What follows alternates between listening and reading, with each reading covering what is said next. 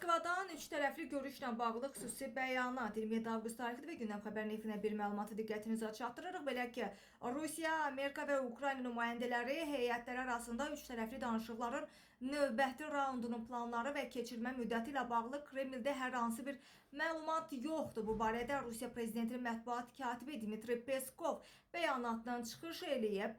Kreml rəsmisi Ukrayna prezidenti administrasiyasının rəhbəri Kiril Budanovun məhz Ukrayna ilə Rusiya nümayəndələri heyətləri arasında sentyabr ayında yeni görüşün keçirəcəyi barədə verdiyi bəyanatını şərh eləyərkən belə bir məlumatın olmadığına xüsusi olaraq diqqət çəkib.